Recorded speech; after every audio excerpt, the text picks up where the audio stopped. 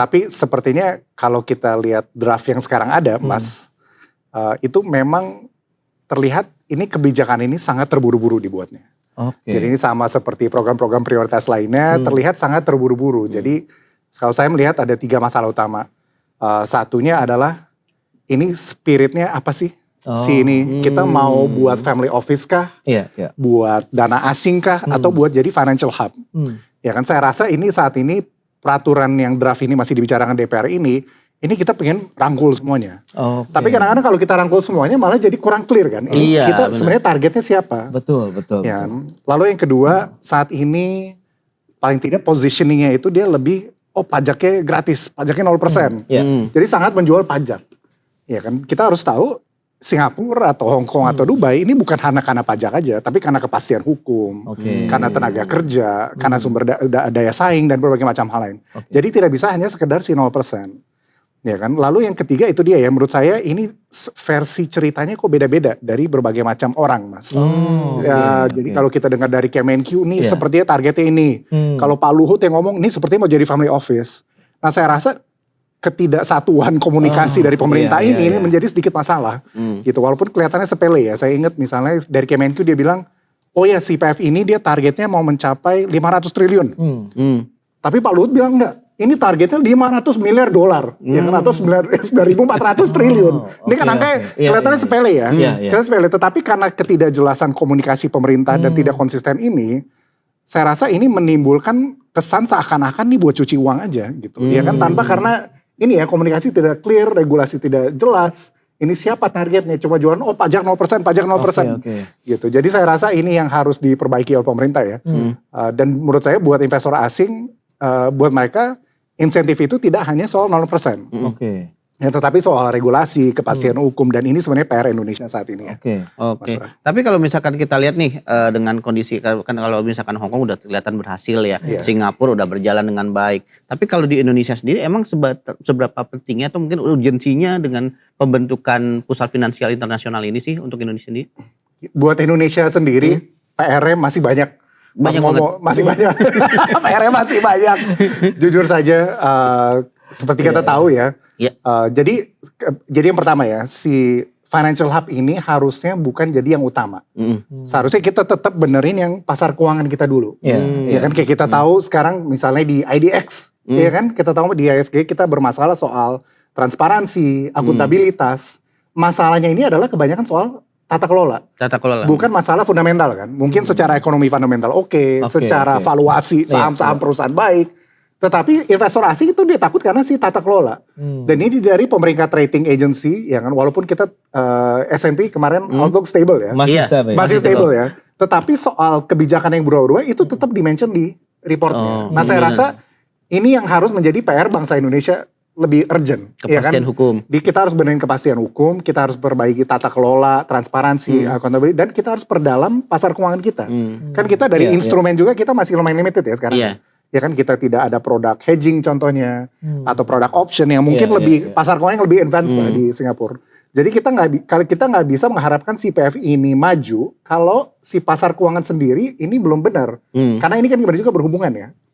Sangat berhubungan. Tapi kalau misalkan kebutuhan kita dibandingkan misalkan sebagai pusat finansial internasional, tapi tadi kan seperti disebutkan juga kan ada family office dengan terus ada juga SPF juga, terus kemudian juga tadi apa namanya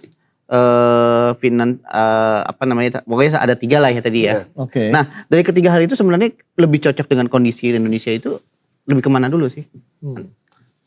Saya rasa kita harus sedikit pisahkan karena ini dari pemerintah ya mungkin ya.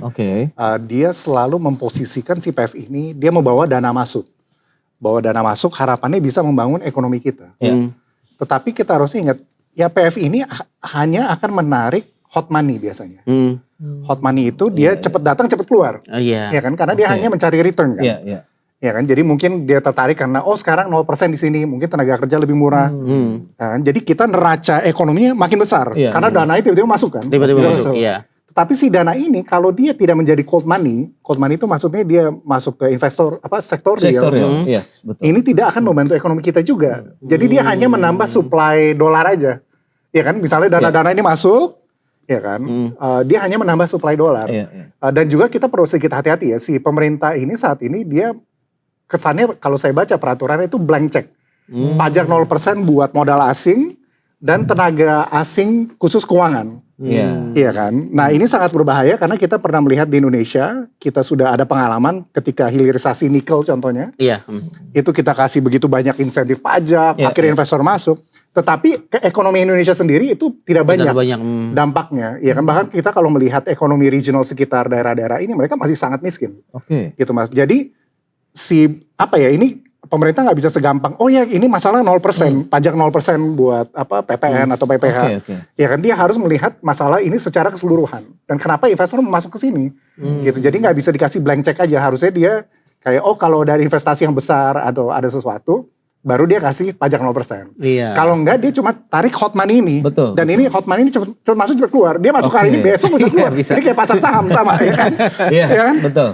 Trading. Iya kayak tradingnya jadi nggak pusing. Dia hari ini 0%, nanti ada tempat lain minus 0,5 ya dia masuk ke tempat lain gitu. Nah itu dia, perlu ada payung hukum yang lebih kuat atau mungkin konsep awal yang lebih tegas lagi nih. Arahnya sebenarnya mau kemana? Mengingat kalau memang kita ingin menarik dana internasional masuk ke Indonesia, memang seperti yang Mas sampaikan bahwa tidak bisa mengendap dengan waktu yang singkat, tapi harus masuk ke dalam sektorial, langsung ikut bergerak menjadi mesin-mesin ekonomi Indonesia.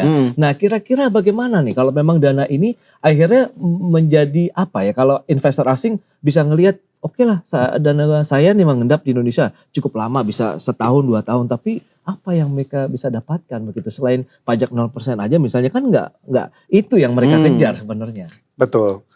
Jadi memang yang perlu sangat dimatangkan menurut saya adalah si konsepnya sendiri. Apakah memang kita mengincar family office, dana asing, ya kan, jadi financial hub, atau memang dana-dana lain. Ini yang menurut saya masih belum clear sampai saat ini. Ya kan, memang di peraturan draftnya terlihat semua mau dirangkul, semua dimasuk. Nah, karena kita kurang jelas, ini saya rasa di implementasi detailnya juga banyak masalah Mas Pras. Sebagai contoh, ini PFI ini seakan-akan mereka membuat negara dalam negara. Ya kan? Karena Pak Luhut sempat bilang, ini rencananya kita ada hukum sendiri. Karena hukum di Indonesia ini bermasalah. Ya kan? Kita akan bikin hukum sendiri. Jadi dia nggak pakai pengadilan Indonesia, dia nggak pakai peraturan Indonesia, dia bikin peraturan sendiri agar investor lebih aman. Nah kita tahu kalau kita misalnya lihatnya di Singapura atau di Hong Kong, biasanya mereka ikut hukum Inggris. Ya mereka ikut hukum Inggris, common law. Ya kan? Tetapi bukan hanya itu juga, memang pengadilan di Singapura atau di Hong Kong itu sebenarnya mereka lebih pro investor by design, karena mereka memang menganggap investor itu, ya kan. Nah di Indonesia kita sedikit berbeda, karena kita memiliki sumber daya alam, kita begitu banyak orang, tenaga kerja, jadi sebenarnya buat kita seharusnya kita nggak terlalu pro investor, malah kita seharusnya pro si domestik gitu. Ya memang nasional. Makanya kenapa investor itu suka sekali memakai hukum Singapura atau Hong Kong, karena kalau dapat memang mereka tendensinya lebih ke investor.